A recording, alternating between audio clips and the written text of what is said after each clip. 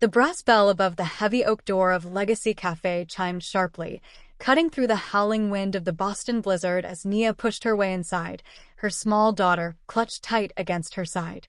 The warmth of the room hit them instantly, carrying the rich scent of roasted coffee beans and cinnamon that felt like a stark contrast to the biting cold they had just escaped.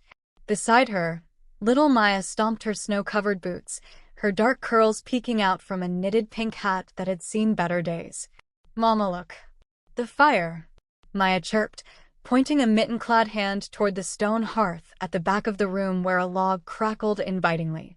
Nia smiled, though the deep fatigue etched into her features was undeniable. "Just for a few minutes, baby girl," she whispered, brushing a snowflake from Maya's deep bronze cheek. "We'll get a warm cookie, and then we have to head home before the snow gets too deep." Nia scanned the room out of habit, a survival instinct born from 4 years of looking over her shoulder. The cafe was mostly empty, a sanctuary from the Thanksgiving storm, save for a few students huddled over books and a solitary figure in the far corner booth. He was facing the window, watching the whiteout conditions with a stillness that felt unnatural.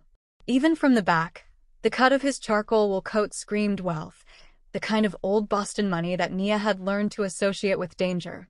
She steered Maya toward the counter, keeping her body angled away from him, praying for invisibility.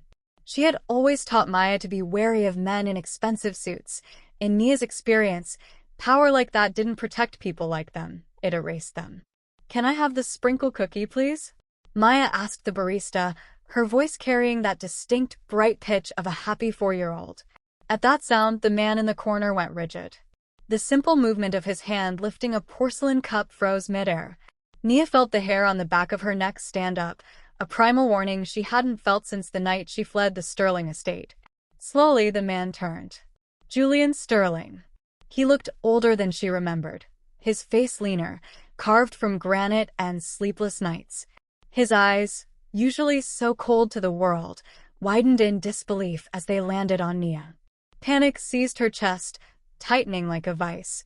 "Maya, come," Nia breathed, reaching for her daughter's hand, her heart hammering against her ribs. But Maya had dropped her mitten. As the little girl bent to retrieve it, she looked up, straight at the stranger who was staring at them with such intensity. "You look sad, mister," Maya observed innocently, tilting her head. Julian's gaze dropped to the child. He took in her skin, a beautiful deep brown just like her mother's, her stubborn chin, and then he saw it. The eyes. Storm gray, framed by thick lashes, staring back at him with a familiarity that punched the air from his lungs. They were the Sterling eyes. The realization hit Julian like a physical blow. He stood up, his chair scraping loudly against the wooden floor, the sound echoing like a gunshot in the quiet room. Nia scooped Maya up, abandoning the cookie, her only thought to run. She turned for the door, desperate to disappear back into the storm, but Julian moved with a predator's grace. He crossed the room in 3 long strides, blocking her exit before she could even reach the handle. He loomed over her, smelling of expensive cedar and rain, a towering wall of authority she could no longer evade. His eyes were locked on Maya, raw emotion cracking his stoic mask before his gaze snapped back to Nia's terrified face. "Nia," he breathed, his voice rough with 4 years of silence and a sudden, overwhelming fury. "4 years, and you dared to hide her from me?" She clutched Maya tighter, stepping back, shielding her daughter from the man who represented everything she had fled. "Please," she whispered, her voice trembling. "Let us go." Julian shook his head, his hand reaching out to the doorframe to bar her path, his expression shifting from shock to absolute, terrifying resolve. "You ran once, Nia. But this time, you aren't going anywhere without me. Are you going to pretend she isn't mine, when she carries the Sterling eyes?" Julian rasped, the words vibrating with a pain that cut deeper than his anger. He didn't shout. He didn't have to. The sheer weight of his presence filled the small entryway of the cafe, making the air feel thin. Nia pressed her back against the wood of the door, trapped between the storm outside and the tempest in front of her. She looked down at Maya, who was peering up at Julian with curious, mismatched fearlessness, her dark skin a mirror of Nia's, but those gray eyes undeniably his. "I did what I had to do," Nia defended, her voice shaking but her chin lifted in defiance. 4 years ago, I heard you in the study.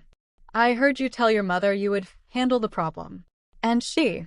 Nia choked back a sob, the memory of the matriarch's cruel words still stinging like a fresh wound. She told me a woman like me, a black woman from the projects, would only be a stain on your legacy. She said if I didn't leave, she'd take my baby. Julian flinched as if she had struck him. The cold authority in his face fractured, revealing a desperate, raw wound underneath.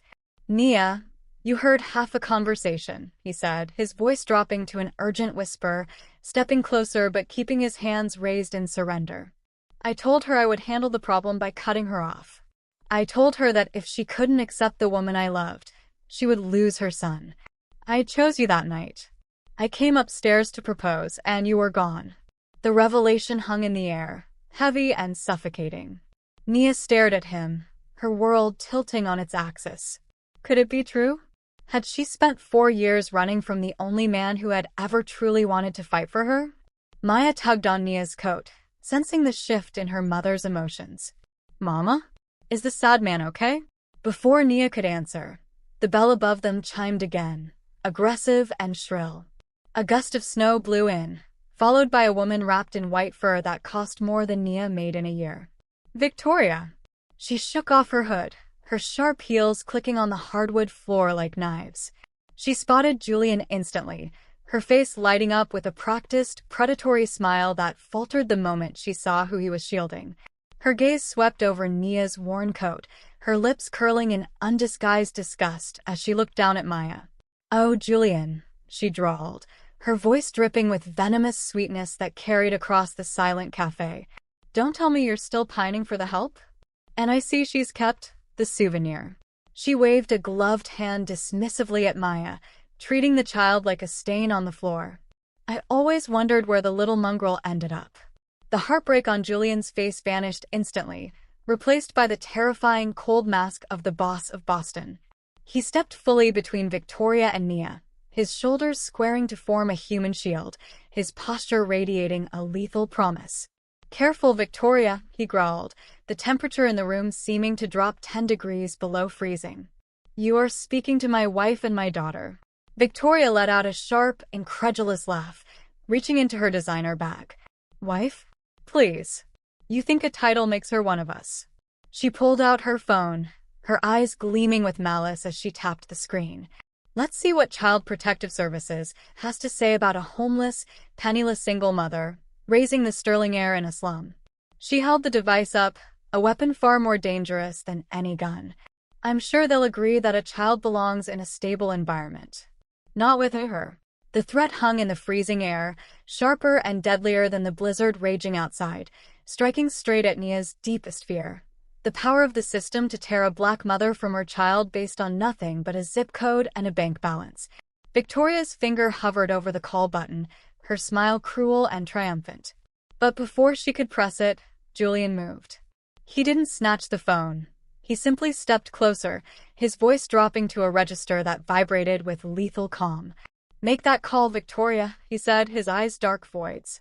"But know that the moment you do, I will pull every dime of sterling funding from your family's real estate firm. You won't just lose a contract. You will lose your standing in this city by morning." Victoria's smile faltered. She glared at him, then at Nia, calculating the cost. With a huff of indignation, she shoved her phone back into her bag. "You're making a mistake, Julian. You're choosing trash over your own kind." With a final sneer, she spun on her heel and stormed out, the bell chiming ironically cheerful behind her. But the damage was done. Nia was trembling violently, clutching Maya so tight the little girl whimpered. "She's right," Nia whispered, panic rising in her throat. "She knows judges. She knows people. They'll take her." "No one is taking her," Julian vowed, guiding them firmly toward the exit. A sleek, black limousine was already idling at the curb, an impenetrable fortress against the snow. He opened the back door, the interior warm and smelling of leather, urging them inside away from prying eyes. Once the door clicked shut, sealing out the noise of the city, Julian turned to Nia. "Victoria won't stop," he said, his expression grave. She represents the old guard of this city, Nia. The people who think you don't belong. I can fight them, but I can't protect you if you're living in that apartment with a broken lock. Nia pressed herself against the leather seat, eyeing him warily. So what? I just go with you? Be your prisoner. Be my guest, he corrected gently. Come home with me. The estate in Beacon Hill is a fortress. No social worker, no reporter, and certainly no Victoria can get past the gate without my clearance. He leaned forward, his hands open, pleading. Give me 6 months, Nia. 6 months to prove I'm not the monster you think I am. Let me provide for Maya. Let me be a father. If after 6 months you still want to leave, I will set up a trust fund that guarantees you never have to work again, and you can go wherever you want. Nia looked down at Maya, who was shivering in her thin coat, her nose running from the cold. Then she thought of her drafty apartment, the unpaid heating bill, and the terrifying reality of Victoria's threat. She couldn't fight a billionaire's war with a waitress's wages. She looked up at Julian, seeing the desperate hope in those storm-gray eyes. You don't separate us, she said, her voice fierce. Not for a second. I am her mother. I make the rules for her. Agreed, Julian said instantly, relief washing over his face. You are the boss. I'm just the dad. The car began to move, gliding smoothly over the icy streets. Julian reached out, not to touch her, but to offer a hand for her to take if she chose. He opened the partition to the driver, then looked back at her with a vow that felt heavier than any contract. Let's go home. From now on, no one touches you again. I promise. Stepping into the penthouse atop one of Beacon Hill's most exclusive buildings felt like walking into a different galaxy, one where the floors were heated marble and the windows offered a panoramic view of the snow-dusted Boston skyline, a stark, blinding contrast to the cramped, drafty apartment Nia had left behind. Yet, what caught Nia's breath wasn't the opulence. It was the way Julian looked at Maya as she spun around the massive living room, his eyes holding more warmth than the roaring gas fireplace. Remember the deal, Nia, he said softly, sensing her hesitation as she stood near the private elevator, clutching her worn handbag like a shield. 6 months. You are safe here. The next morning, the smell of burning batter woke Nia before her alarm. She rushed to the kitchen, panic flaring, only to stop dead in the doorway.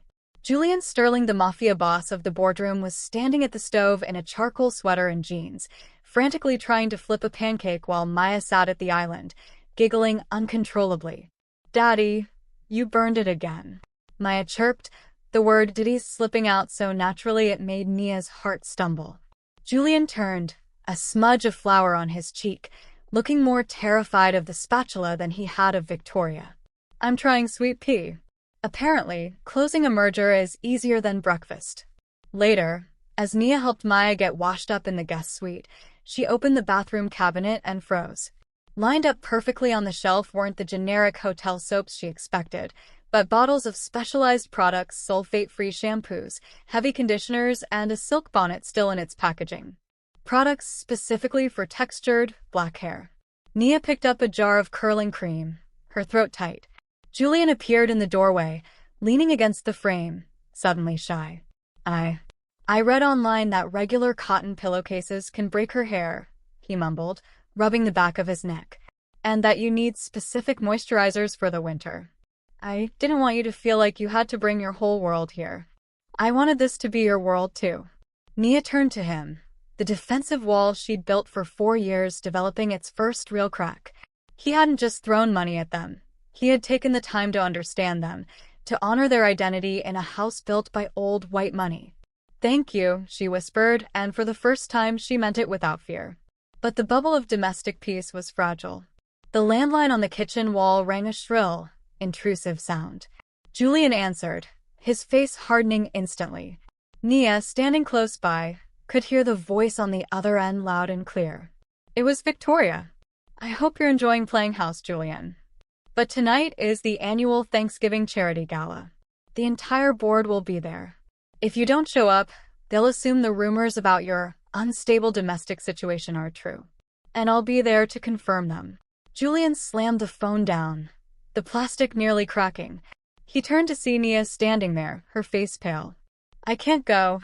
she said quickly, shaking her head. They'll destroy us. No, Julian said, his voice regaining that steel core of authority. But this time, he reached out and took her hand, his thumb brushing her knuckles. If we hide, they win. If we hide, they think you're something to be ashamed of. He pulled her gently closer, his gray eyes blazing with resolve. Tonight you come with me. Not as a guest. Not as a +1. But as the future mistress of this house. Let's see Victoria try to sneer when you're wearing the sterling diamonds. The blinding flashes of the paparazzi outside the Copley Plaza Hotel were relentless, turning the snowy Boston night into a disorienting strobe light, but they were nothing compared to the wall of icy silence that greeted them as they stepped into the grand ballroom. Nia gripped Julian's arm, so tightly her knuckles turned white against his tuxedo sleeve. Despite the emerald green silk gown that Julian had commissioned specifically to complement her deep skin tone, a dress that cost more than her entire life's earnings, she felt naked under the scrutiny of 300 of the city's elite. Every gaze felt like a judgment, every whisper a reminder of the chasm between the projects she came from and the crystal chandeliers hanging above her head. Chin up, Julian murmured against her ear, his hand firm and warm on the small of her back. You are the only real thing in this room.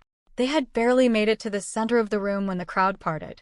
Victoria stood there, holding a flute of champagne like a scepter, surrounded by a court of older, pearl-clad women who looked at Nia with undisguised disdain. Victoria's eyes flicked over Nia, then down to Maya, who was holding her mother's hand, looking like a tiny princess in her velvet dress but shrinking back from the hostility. Well, Victoria announced, her voice pitching perfectly to carry over the low hum of jazz. I didn't realize this was a bring your charity case to work day, Julian. The staff entrance is around the back, dear. I'm sure they can find you an apron. A few people chuckled nervously. Nia felt the heat rise to her cheeks, the old instinct to run, to apologize for existing, clawing at her throat. She took a step back, but Julian didn't let her go. Instead, he let go of her arm and walked straight past Victoria, ignoring her as if she were furniture, and stepped onto the low stage where the band was playing. He took the microphone, the feedback whine cutting through the room and silencing the laughter instantly. Ladies and gentlemen, Julian's voice boomed, calm but carrying a terrifying weight. He looked out over the sea of faces, the board members, the investors, the friends who had let his family's racism slide for decades. Tonight was supposed to be about gratitude. But it seems some of you are confused about the guest list. He pointed a finger straight at Victoria, who froze, her glass halfway to her lips. Victoria just called the woman I love a charity case. She mocked my daughter. A collective gasp rippled through the room as he acknowledged Maya publicly for the first time. Let me be clear. The woman standing there is not the help. She is the person who taught me that honor isn't inherited. It's earned. And as of this moment, any person in this room who disrespects her or my daughter will find their contracts with Sterling Enterprises terminated by 9 a.m. tomorrow. The silence was absolute. You could hear a pin drop. Julian stepped off the stage, the crowd parting like the Red Sea as he walked back to a stunned Nia. He didn't stop until he was standing right in front of her. Ignoring the hundreds of eyes watching, he slowly lowered himself onto one knee. He pulled a small velvet box from his pocket, revealing a vintage diamond ring that shimmered under the chandeliers, his grandmother's ring, the one his mother had sworn a black woman would never wear. Nia, he said, his voice thick with emotion, loud enough for the world to hear. I spent 4 years searching for my heart. I'm not spending another day without it. Will you marry me? As Nia covered her mouth to stifle a sob, nodding through her tears, she saw security guards at a subtle nod from Julian quietly but firmly escorting a pale, trembling Victoria toward the exit. The silence that filled the penthouse the next morning wasn't heavy or fearful. It was the quiet, settled peace of a storm finally breaking, leaving behind a world blanketed in pristine white snow. Thanksgiving had arrived, and the aroma of roasting turkey and sage stuffing made by Julian himself, under the strict supervision of a YouTube tutorial, wafted through the halls. Nia sat by the floor-to-ceiling window, the diamond on her finger catching the winter light, watching Maya help Julian set the long dining table. They were laughing, a sound that healed the last fractured parts of Nia's heart. Yet, a small part of her still wondered, was this real? Could a man from his world really love a woman from hers this much, or was this just a grand gesture to clear his conscience? The elevator chimed, and Henry, Julian's elderly driver and confidant, stepped out. He wasn't wearing his usual uniform, but a festive sweater, carrying a thick, leather-bound folder. "Happy Thanksgiving," Henry said warmly, handing the folder not to Julian, but to Nia.